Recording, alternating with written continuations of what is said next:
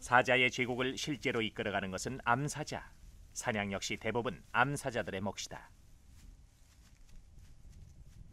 집단 생활을 하는 암컷들은 공동 사냥을 하는데 발빠른 초식동물을 잡기 위해 나름대로 정교한 작전을 고사한다. 사냥감의 위치를 파악한 한 마리는 그랜트 가젤대의 옆쪽을 멀리 우회해 퇴로를 찾아간다.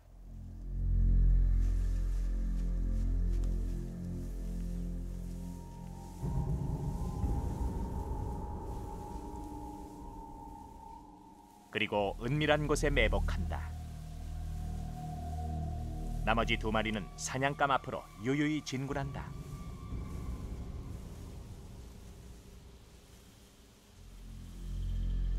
그리고 이제부터 사자와 그랜트 가젤 사이에 팽팽한 신경전이 시작된다.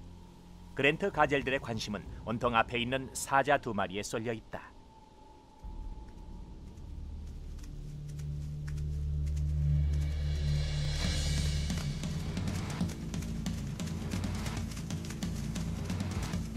그런데 바로 그때 퇴로에 매복해 있던 사자가 튀어나와 그랜트 가젤 한 마리를 급습했다. 진짜 저격수는 바로 이 녀석. 나머지 두 마리는 몰입꾼 역할을 한 것이다.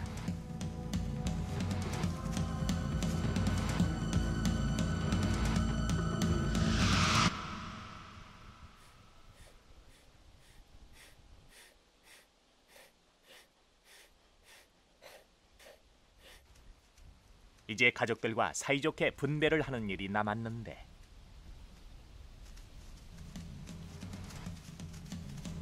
도중에 일이 생겼다. 굶주린 남편이 먹이를 통째로 빼앗으려 하는 것이다.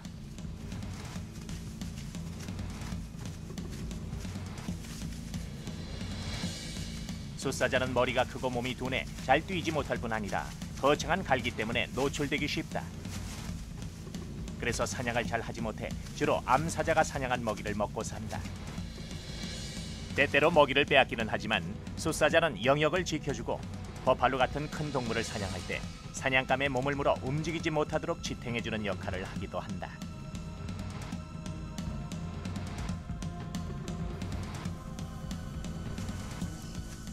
배고픈 새끼들은 아빠 근처로 모여든다.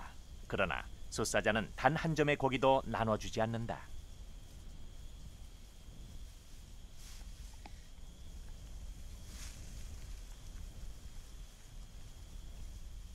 보통 사냥감이 풍부한 우기 때면 사자 가족은 먹이를 사이좋게 나눠 먹는다.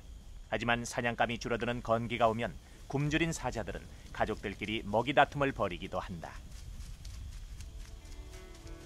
건기는 어미와 새끼 모두에게 시련의 계절이다.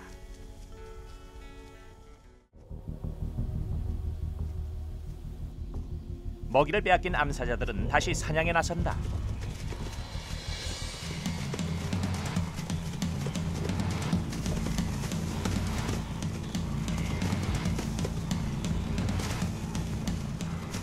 한 마리가 누이의 숨통을 물고 매달린다.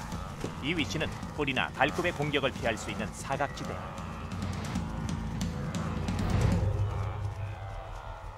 어느새 몰입꾼 한 마리가 달려와 지원을 한다.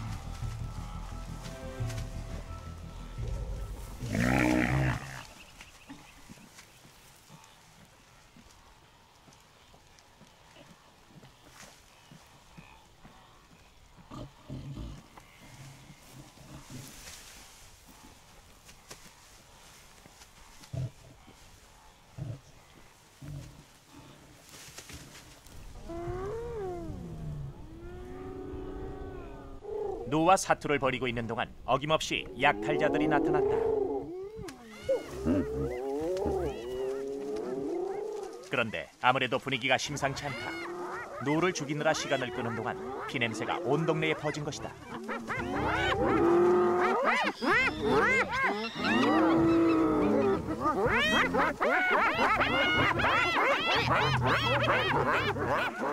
피냄새에 정신을 잃은 20여 마리의 하이에나는 아기같이 소리를 지르며 암사자를 위협한다. 보통 암사자 한 마리가 상대할 수 있는 것은 하이에나 4마리, 2마리로는 승산이 없다.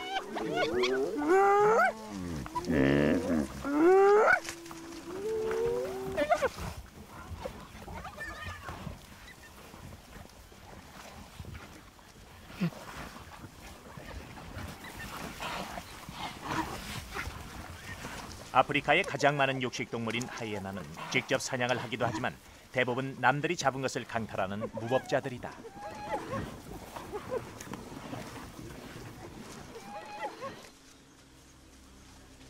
이런 하이에나의 위협에서 가장 안전한 동물은 바로 표범이다. 45kg이나 되는 먹이를 물고 단숨에 나무 위로 올라갈 수 있기 때문이다. 표범은 갈고리처럼 구부러진 발톱과 잘 발달된 근육 덕분에 태어날 때부터 나무 타기의 명수.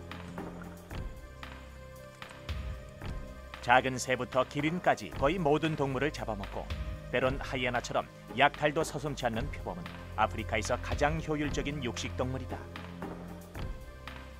주로 나무 위나 음습한 곳을 좋아하고 단독 생활을 하기 때문에 적들의 눈에 띌 확률도 낮다.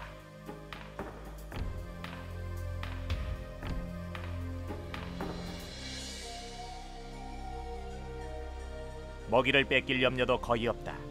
사냥을 하고 나서도 전전긍긍하는 다른 육식동물과 달리 5m가 넘는 큰 나무 위에 먹이를 걸쳐놓고 며칠 동안 천천히 먹는다.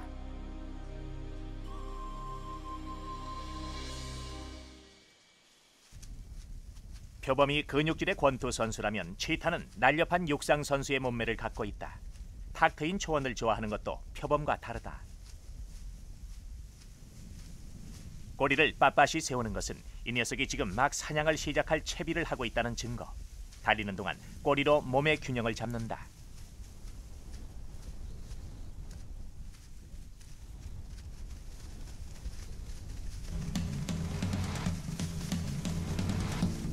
순간 속도 112km.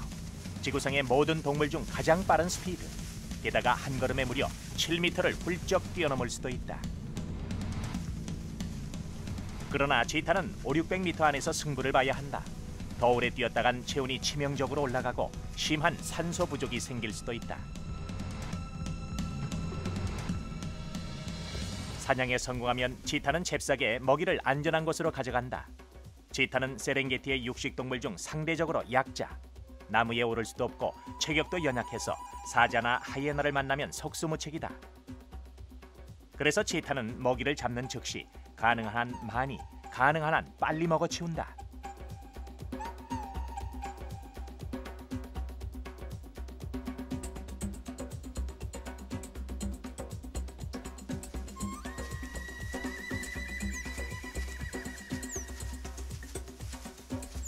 재빨리 배를 불린 치타는 보금자리로 향한다. 엄마 젖을 기다리는 새끼들이 있기 때문이다. 어미는 사냥 나오기 전 초원 한가운데 풀 속에 새끼들을 숨겨두었다.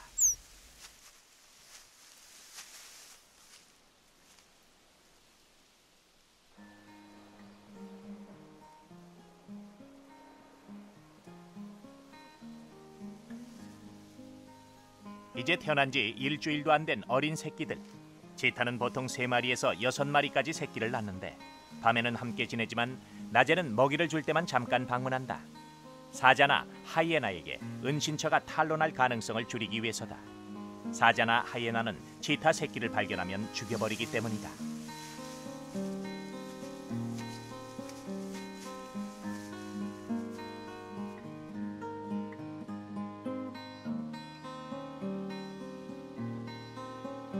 새끼들은 이 위험한 초원에서 하루의 대부분을 저희들끼리 보낸다. 서로 꼭 껴안고 체온을 유지하면서.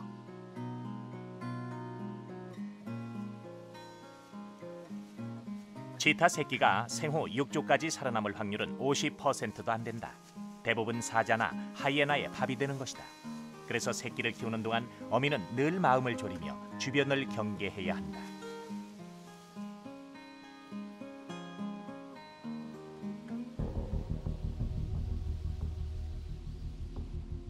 사실 치타는 이번에 보금자리를 잘못 선택했다. 바로 옆이 사자의 영역이었던 것이다. 사자는 먹이를 두고 경쟁 관계가 될 수도 있는 치타 새끼를 절대 그냥 두지 않을 것이다. 아무래도 은신처를 옮겨야 할 것 같다. 표범처럼 나무를 잘 탈 수도 없고 사자처럼 강한 힘을 갖지도 못한 치타에게 새끼를 키우는 건 갑절로 힘든 일이다.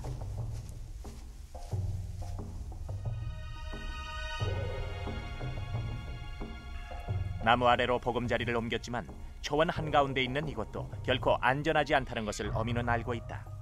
생후 6주까지는 새끼들이 제대로 잘 걷지도 못하기 때문에 어미는 새끼들을 입에 물고 이리저리 은신처를 옮겨 다녀야 한다.